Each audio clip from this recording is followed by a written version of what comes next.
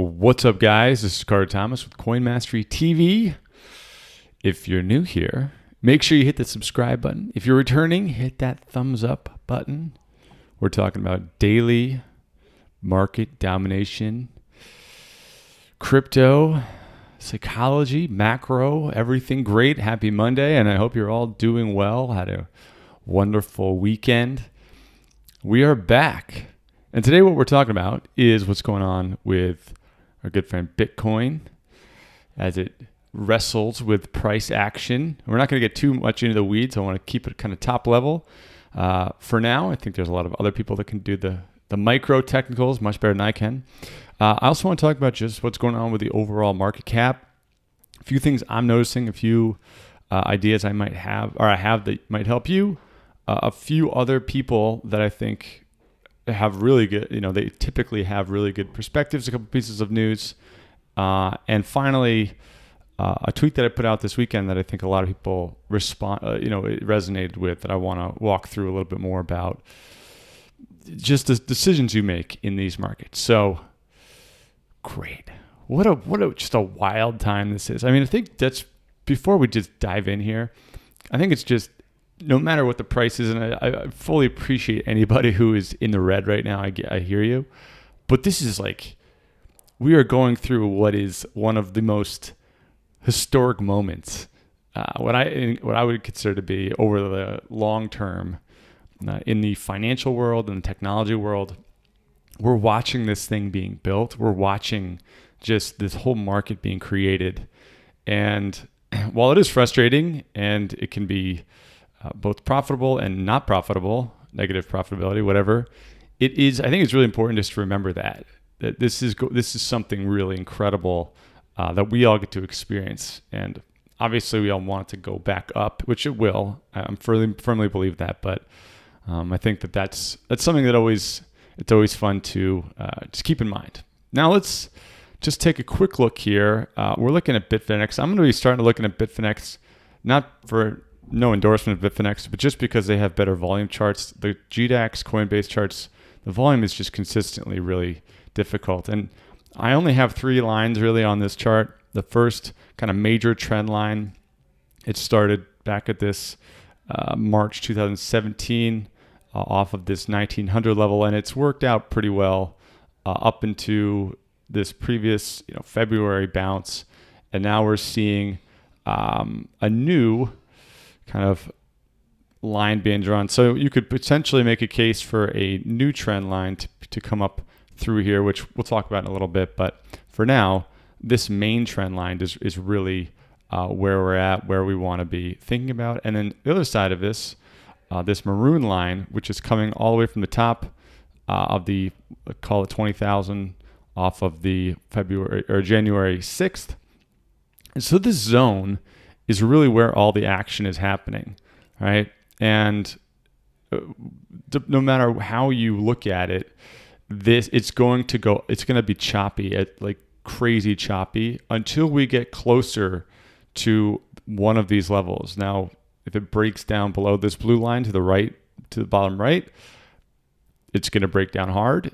And if it gets above this trend line, and stays above that trend line, especially on the log scale, we're in good shape. So, I mean, especially for somebody who's getting started, or at least somebody who's not a professional trader by any means, this is the kind of area where there's no clear trend being established. And if you don't have a clear trend, you really got to know what you're doing. And I want to keep coming back to that, because I think that there's a pent-up demand to do something. Right? That's what we talk about a lot on this channel, is like the idea of dopamine and how dopamine really affects the decisions each day and the desire for that dopamine. And it is in these periods of massive uncertainty that it gets really, really complicated. All right. And if you kind of zoom into the 1 hour, I mean, you can just see how much chop is involved in this. And I think it's also really important to realize that there's a lot of, like, I would say, manipulation. There's a handful of people that are controlling a lot of what's going on here. And it's really difficult on these tight time frames to know which way it's going to go. So I'm just saying that as for anybody out there who is waking up each day and looking at this and like trying to jump into the Shark Tank, just realize that this is pro level, and the people that do trade for a living can get in here and they can do well. But if you are going to learn in this environment, keep it really small. Stay on like test accounts or whatever. And if you're are gonna trade, keep it to a very small amount of money. But anyway, that's that. I'm not trying to be anyone's dad here. Just as a point of reference, I would say. So we're really just kind of sitting and waiting and watching this thing, waiting for this to unfold. At least that's what I'm doing. Daily reminder, this is not professional advice. None of this is financial advice. And we're just going to wait and watch this thing. I really want to see us get back over this line or down, hopefully not below this line. But if it is, at least it's something we can, it's a clear trend. So that's where we stand right now. And I will say one thing that's really interesting. I've been talking to a lot of really great technical people over the weekend. And I always want to be able to share it.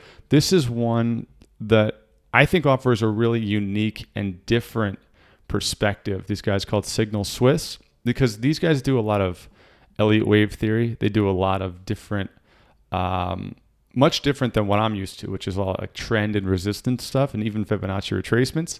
These guys offer much different perspectives. And I think that's one of the biggest takeaways, is to be able to look at people who do look at these charts in a very different lens and see how they're doing it and see what they're getting out of it. For example, this was posted on February 22nd, and it's all about the Elliott wave theory. And if you click this button, it shows you how their theories play out. And they've had some very accurate predictions using very different methods. So I thought that was just really helpful, because I think often we can look at charts and they all start to look the same. Everyone's kind of doing the same sort of lines. It's good to look at new things. It's good to learn new things. It gives you new perspectives. Some people are drawn to the Elliott wave. Other people are drawn to trend and resistance and candles and all that sort of thing. So I thought that was really, could be helpful for you. Now let's go over to our good friend CoinMarketCap. Click refresh, flip it over to BTC.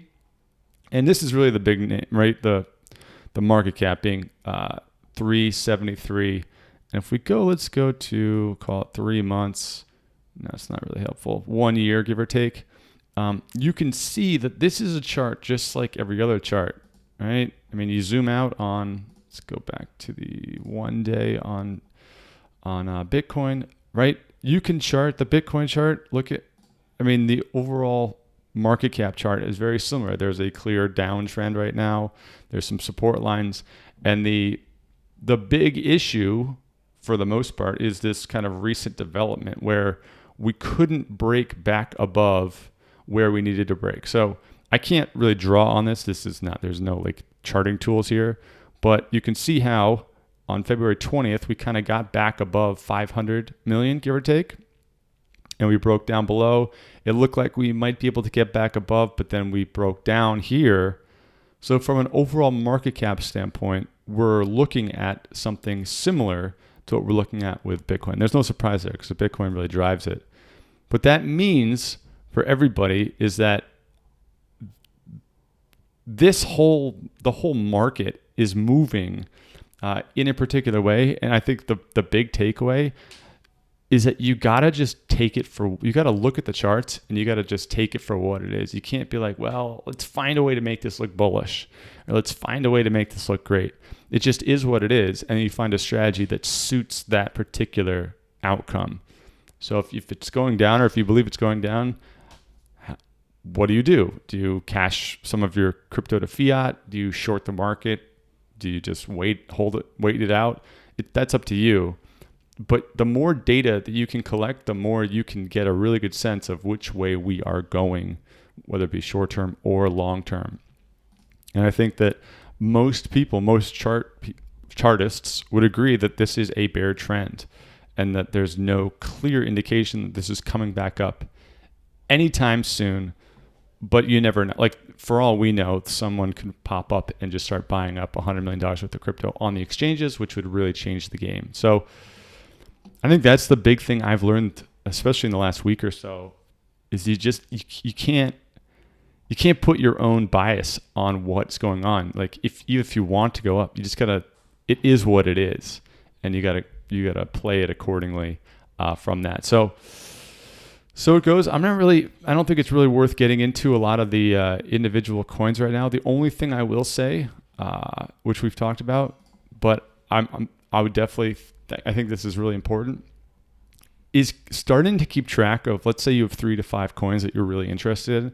Keep track of how much it is being amplified based on Bitcoin's price levels. Meaning, every day, let's say Bitcoin goes up 1%. If you own, call it Litecoin, and Litecoin is reacting in a very positive, like more positively than Bitcoin, and it also it doesn't dip nearly as much as the regular market. Litecoin might be stronger than Bitcoin right now. Likewise, let's say you own, I don't know, Icon, for example. I don't know if whatever it may be. Icon may have actually take bigger dips than than Bitcoin. And when you notice these sort of things, it can allow you, when you consolidate or build on top of your portfolio, when you look at the risk reward profile, the riskier stuff is going to be much harder to hold on to and to, watch every single day during these times. It's also going to be a liquidity issue, most likely. And the less risky stuff can give you some semblance of risk management in crypto portfolio theory, if that makes sense. So take note. You can do this on a spreadsheet. Which are the strongest coins? Which are the weakest coins relative to Bitcoin? Keep an eye on that. I think it makes a huge difference. That's something I've been doing, and just looking at my portfolio every day and being like, wait, why do I own this again? This was really good for a certain time. It's really bad for a certain time. Maybe it's really good right now, but why do I still own it? This is a good way to consistently reevaluate where you're at. Okay. Now, I thought this was interesting. It's kind of a bigger picture news article that I saw come out. Thomson Reuters launches a sentiment data feed for people. So it basically scrapes everything from all the social media, like all the sites, tries to create a sentiment and then pass it over to traders in a digestible fashion as it relates to, inevitably, into price on Bitcoin. Now, this is really important because I think that this is proof of how speculative this market is, how the kind of overall sentiment and psychology of the market is affecting these prices. And the fact that like traders are buying and selling based on what everybody believes to be true or believes not to be true is a really big deal, because this would be one data point, obviously, in the equities markets, but there's so many more hard facts that you can trade on or invest in. And so I think that, we see this too in things like there's Syndicator, right? They do kind of the same thing, or it's more built on asking people directly. But I would definitely keep an eye on how this sort of trend evolves. Not necessarily as like trying to find coins that capitalize on this, but keep an eye on how Thomson Reuters or even like institutional traders, Bloomberg, all those sort of deals. Does this stuff stay relevant, or in 3 months, or do they not care about this anymore because they've got something better? Like they've got high frequency trading instead of this sort of thing. These are the kind of things that you want to watch, because it's going to give you insight into how the top pro traders are looking at the market. Because if you don't know how the top guys are looking at it, then you're obviously the last person to the party, and you kind of have to audit your own decision-making process because somebody else is already beating you to the punch. What it usually means is that you just got to trade on longer time frames, which many people don't like to do, but these are the sort of things. I mean, the trading tools, the APIs, the algorithms, it's all coming. The high frequency stuff is on its way. And as it does, that's when this sort of any view you have on the market needs to start becoming bigger. You also get new insights into valuations, and the market becomes more mature in many ways. But this is going to make a huge difference in the price. Now, one thing I will say along these lines, just from my own personal opinion, I think that the sentiment overall is actually relatively bullish. Like when I look at these trend lines, I think that this is actually pretty accurate in terms of when people talk about this whole industry, when they talk about Bitcoin, talk about blockchain. Like it's on the right path. However, I think that there is some massive manipulation going on.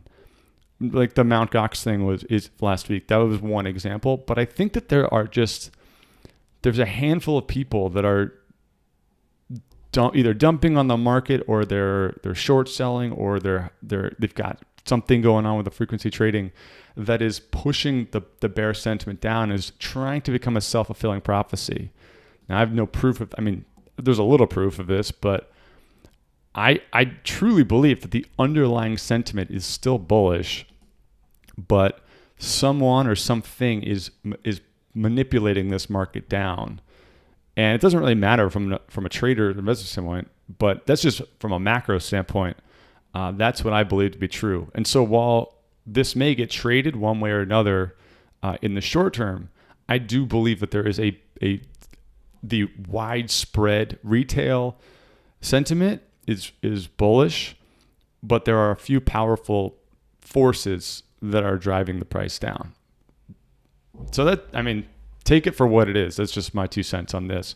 And that's one thing that I think we are going to see as these institutions come in, is more of this kind of manipulation until, the CFTC walks in and says, all right, let's take a look at all these centralized exchanges and audit all the market makers and things like that. Because half the stuff that happens on crypto exchanges, just so you know, you can't do it on like a regular stock exchange or something like that. There's a lot of trading manipulation. So just something to keep in mind. Now, two last things. The first, this guy Angelo BTC, I do not know him, but he's the number one. He was the number one. I think he still is actually trader on BitMEX. And I mentioned BitMEX last week. It is a high leverage platform. And so what he said is, most of you have no business using leverage. Don't be the one who gets liquidated under $10,000 before we hit $14,000 BTC. And I think that this is really, really good advice. Now, the reason why I don't really care if you go and sign up for it or if you don't sign up for it is because everyone can make their own decisions, obviously. But what I would say is that this is the top trader on the most high speed margin leverage account thing you could possibly do. Okay, he's done over 30 million in profit on this platform. And he's saying most people should not be using leverage. When you hear people saying that, it's typically really good advice to be listening to. This is the top dude. And I'm not going to harp on this, but I would just want to point that out for anybody who is looking at this and being like, oh man, I can short this, or I can go margin long off one of these trend lines or something. Just you got to walk before you run type of thing. So I just want to point that out. Last thing, I put up this tweet. There's multiple tweets, and I'll link to this so you can go check it out, about how I joined a swim team when I was in high school, and I was terrible at swimming. And then I had this moment when I realized that I could be really good, and my learning curve increased dramatically. I went from being the worst person in the pool to one of the best in the state very, very quickly. And a lot of that came down to how my belief system, but also just changing the assumption that I have about where I belonged in the hierarchy of skills or whatever it may be. And I say this with no sense of arrogance by any means. I say this because as I enter into a new part of the overall ecosystem, adding trading to something that I'm really interested in, the same way I'm really interested in macro and psychology. But as you enter into trading, it is an incredibly competitive space.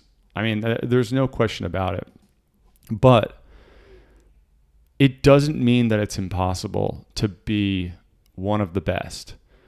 And it's going to take a long time, and it's going to probably years and years and very difficult and whatever, but it's still possible. And I'll let you read through it. I'll link to it. I encourage you guys to read through it. I think you'll enjoy it. But if nothing else, there is going to be a lot of people over the next year, and this is true in Bitcoin, this is true in crypto, this is just true in life, especially if you're young and you're listening to this or watching this. There's going to be a lot of people that tell you why things are not going to work out. There's people that are going to tell you how hard it is to make money in crypto as a trader, and people that how hard it is to make money as an entrepreneur. People how high the divorce rate is, how high the heart attack rate is. Like everybody's got a stat that's going to tell you how the world is going to end. And what I've learned in life, what I've learned in crypto especially, is that it's very different between having the odds stacked against you and it being impossible. As long as somebody's done it before, you can do it too.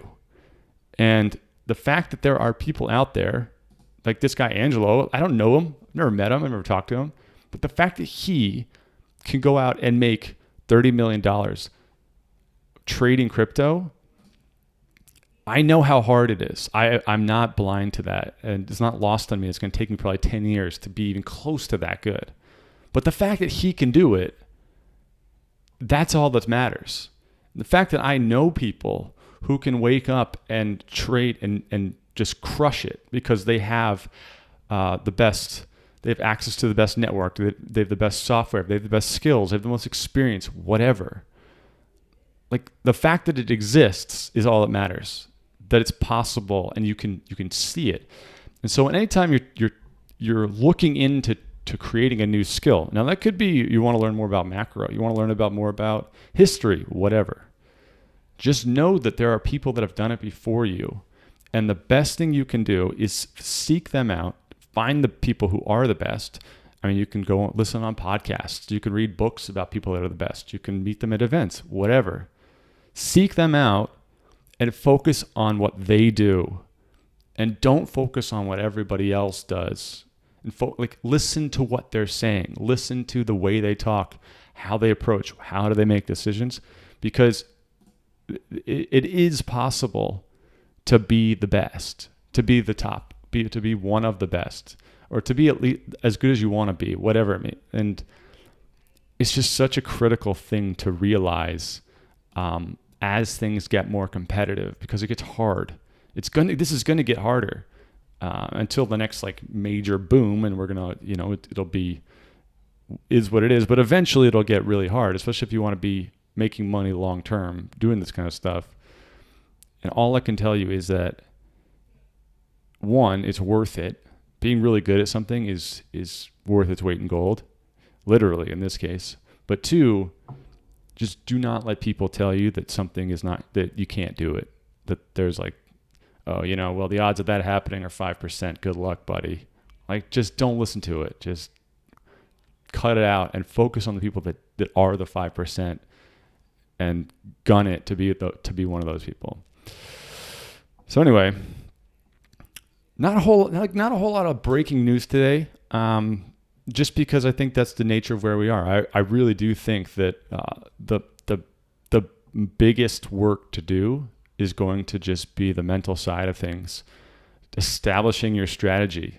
For most people, I think the best thing is just to do nothing.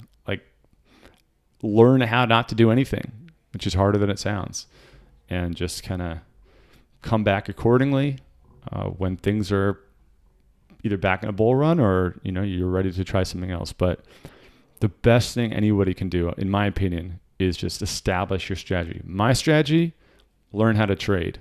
That's what I want to do. For other people, it's different. But just commit to it, own it, execute, period. All right? All right, everybody. As always, it's terrific. Happy Monday again. I will catch you tomorrow. All right, peace out.